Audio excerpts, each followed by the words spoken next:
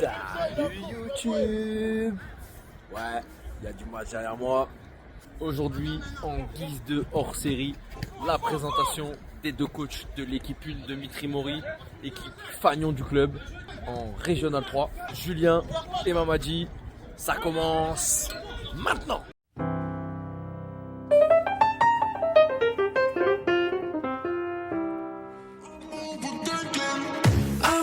Sad boy, wow, that's so dramatic. Couldn't find your love, but I always had it. Never said it, never meant it. Nobody quite like you. Never arrived, even though all you said is all we need is time.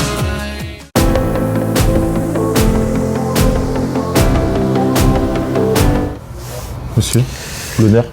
Moi c'est Julien Canry, je suis le coach adjoint de l'équipe senior A R3 à Mitri. Mamadi Touré, coach principal de l'équipe senior A à Mitri.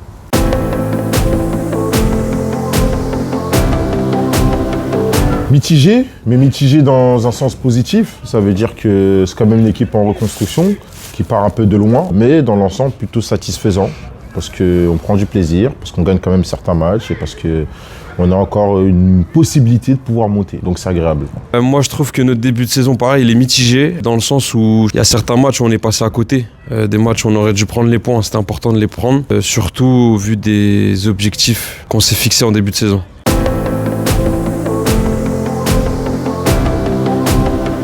On est des compétiteurs. On est des compétiteurs, donc forcément qui dit compétiteur dit ambition.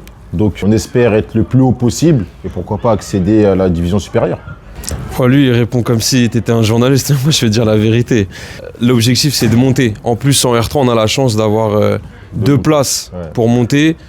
Donc j'ai pas parlé d'être champion, j'ai parlé de monter. Voilà. Donc l'objectif c'est de monter.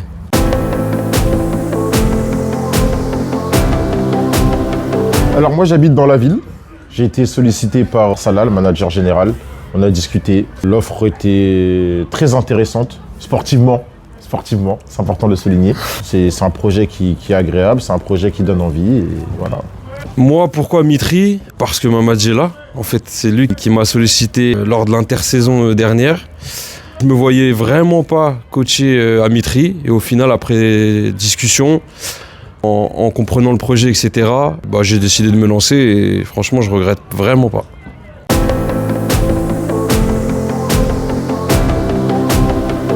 Je commence ou je commence ? Oh, là, je peux commencer. Moi, j'ai plutôt un style de jeu offensif. Je pense que c'est dû à mon passé de joueur amateur que j'ai eu, parce que j'étais un joueur offensif. Donc moi, c'est vachement axé sur l'offensif. Les transitions def-off, j'aime beaucoup ça. Et de toute façon, pour gagner un match, il faut marquer un but de plus que l'adversaire. Donc forcément, il faut aller de l'avant. Franchement, il a tout dit, parce que je pense comme lui. Je pense que le football est un spectacle. Je pense que si on joue au football, c'est avec tout le respect que j'ai pour les défenseurs et pour les tacles et tout ce qui s'ensuit. Mais si on a commencé à jouer au football, c'est parce qu'on aime voir des beaux buts, on aime voir des célébrations, on aime voir des beaux gestes. Donc forcément, pareil, un football offensif, un football qui donne envie aux gens de regarder le match et un football qui nous donne envie, nous, de prendre du plaisir.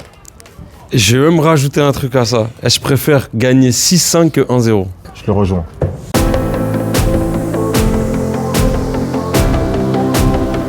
Personnellement, j'ai pas de schéma préféré, vraiment.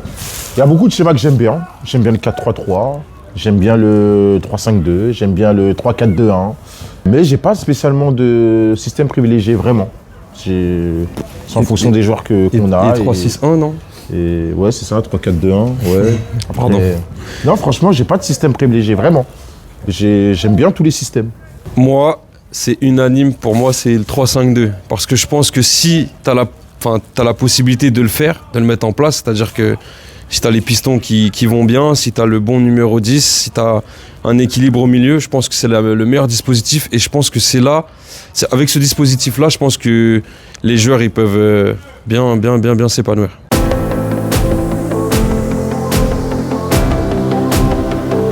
Alors, en tant que joueur, j'étais champion d'R4 2 fois, j'étais champion de D1, en senior, hein. Je parle que senior. Hein. Parce que j'étais champion de 19 DH à Créteil, Coupe de Paris. Qu'est-ce que j'ai gagné d'autre? C'est tout. Après, on a fait un C'est beau déjà parcours pas en mal, Coupe de hein. France. Mais voilà, Ça fait beaucoup là, non? ça va. Après, on regrette parce qu'on aurait toujours aimé que sa carrière soit plus longue. Parce que je trouve qu'il n'y a rien de plus beau qu'être joueur de foot. Mais sinon, ouais, non, ça va. On a vécu quelques belles années quand même. Mais en tant que coach, t'as un Et palmarès c'est vrai aussi. qu'en tant que coach, Ah oui. j'étais champion de R2. C'est important de le J'étais dire. ça. champion de R2. Ouais. On a fini la meilleure attaque des 4 poules. J'aime bien cette stat. Moi, c'est plus court que lui. Hein. Moi, j'ai beaucoup joué en district.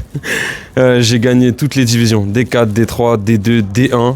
Et c'est tout. J'ai joué en ligue aussi, mais j'ai pas gagné de titre. En tant que coach, c'est différent. Moi, pareil du coup, puisque j'ai fait entraîneur-joueur pendant ma carrière. Et pareil, j'avais repris un club avec des amis. Donc j'étais entraîneur et joueur en même temps. Et pareil, je fais monter D4, D3, D2. Et je suis pas monté de D1 en ligue, parce qu'après j'ai arrêté et je suis retourné jouer plutôt que faire les deux en même temps. Et c'est pas fini. Après, sinon, moi j'ai aussi une carrière de, si on peut dire ça, de coach de futsal. J'ai gagné le championnat de District 1 pour monter en R3 et de R3 à R2 en 2 ans. Du coup, les deux cumulés, 2 saisons d'affilée.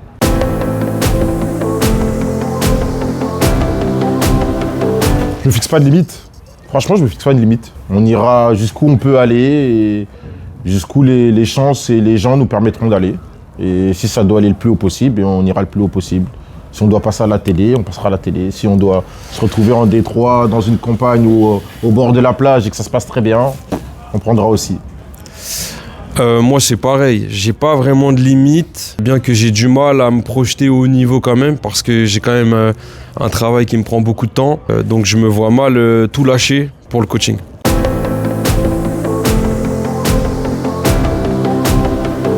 Mais il est récent. Franchement, il est récent. Et c'est surprenant. C'est pas spécialement la montée en R2 qui était un très beau souvenir. C'était notre victoire à Saint-Ouen-l'Aumône. Et on fait une deuxième mi-temps exceptionnelle. Et on marque à la toute dernière minute de jeu le but du 3-2. Et franchement, c'est exceptionnel comme sensation. Vraiment. Bah, moi, j'aurais pu citer celui-là aussi, mais je vais plutôt parler d'un match de futsal en Coupe nationale l'année dernière avec mon ancien club. On a battu au 4e ou 5e tour de Coupe nationale, tout simplement la meilleure équipe d'Île-de-France, qui derrière est montée en D2 nationale. On les a battus chez nous, et pour l'anecdote, c'était le jour de mon anniversaire.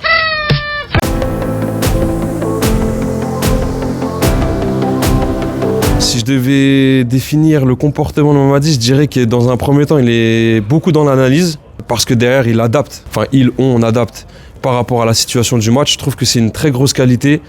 Par contre, il est souvent pris... Enfin, souvent non. Il peut être pris par les émotions.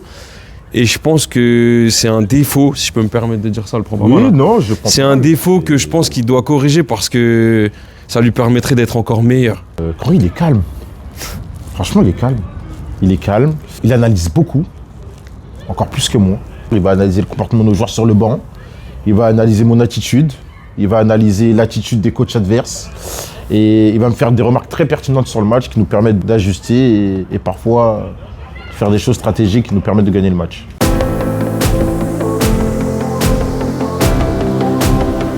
Ouais, c'est très simple, moi. FC Barcelone. FC Barcelone, donc c'est très simple. Je vous raconte l'anecdote en rapide.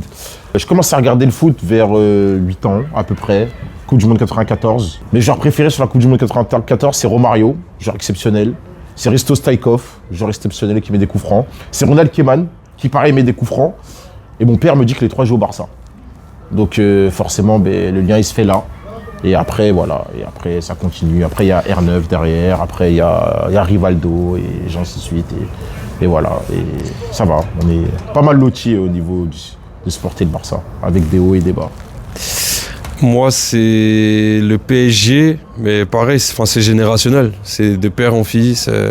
Mon père, quand il a vu que je m'intéressais au foot, que je jouais beaucoup au foot, j'ai vu qu'il était passionné de ça aussi, qu'il supportait le PSG. Donc forcément, quand on est petit, on veut faire comme papa.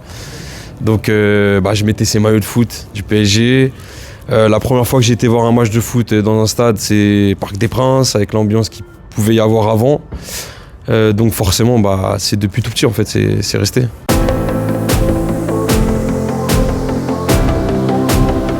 C'est une excellente question. Il y en a beaucoup. Ah ouais, Faut en choisir qu'un. un seul c'est dur. Ah ouais, en choisir qu'un, c'est dur. R9.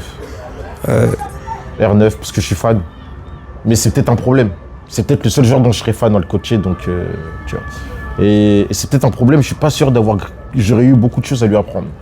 Mais c'est un joueur exceptionnel. Donc ça doit être, même le voir à l'entraînement, ça doit être quelque chose. Moi, j'en ai beaucoup, mais Tu dois en choisir Enfin, qu'un. ouais. Je veux pas que tu en dises plusieurs. Ça serait je vais rester sur mon des premières. Je vais dire Ben Arfa.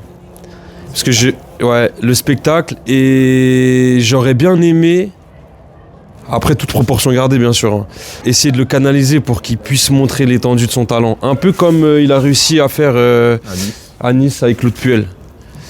Lui donner de la liberté, mais en même temps le cadrer comme il faut pour qu'il puisse vraiment être à la hauteur de ce qu'on attendait de lui en fait.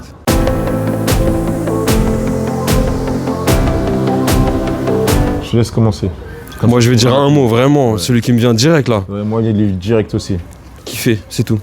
Je vais rester sur ça, ouais. Franchement, on se rejoint grave. Parce que moi, le terme qui m'est venu, c'est passionné. Ouais, ça se rejoint en Moi, fait. un coach, c'est un Ouais. passionné.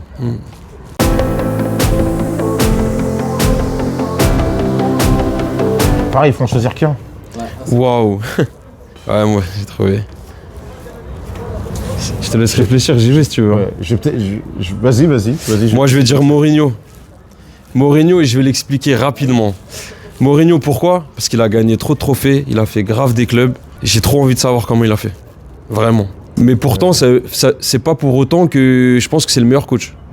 Mais juste savoir comment il a réussi à faire tout ça. Ouais, vraiment. C'est dur.